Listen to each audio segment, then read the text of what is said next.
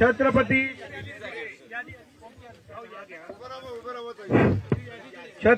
शिवाजी महाराज की जय भवानी। आज मनापासून स्वागत करतो। या ठिकाणी आपले पहिला घेतला ना ते आपले कारंडे, सुभाष कारंडे आणि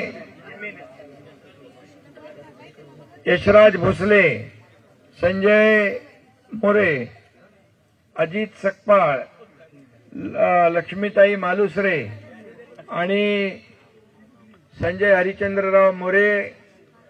अजित सकपाळ तर आपलंच आहे ना। संगीताताई कोणतर, गोंदकर आणि बरीच नावं आहेत ती सगळी। या सगळ्यांचं मनापासून मी नाव वाचले ना मगाशी, गणेश नाव वाचले ना, सगळ्यांचं मी मनापासून आज शिवसेनेमध्ये स्वागत करतो। मनापासून आपलं सगळ्यांचं अभिनंदन करतो आणि एवढंच सांगतो की तुम्ही जो विश्वास दाखवलेला आहे, हा विश्वास सार्थ करण्याचं काम हा तुमचा लाडका भाऊ एकनाथ शिंदे केल्याशिवाय राहणार नाही।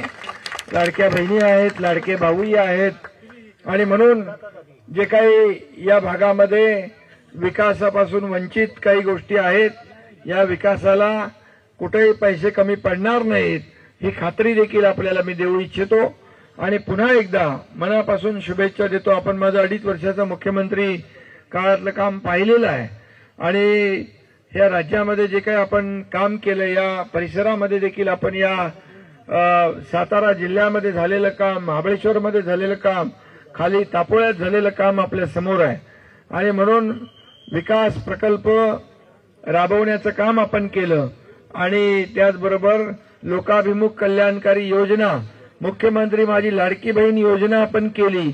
लाडक्या बहिणी इकडे आहेत, मी आपल्याला एवढंच सांगतो, कोणी किती अफवा पसरवल्या तरी लाडकी बहीण योजना कधीही बंद होणार नाही,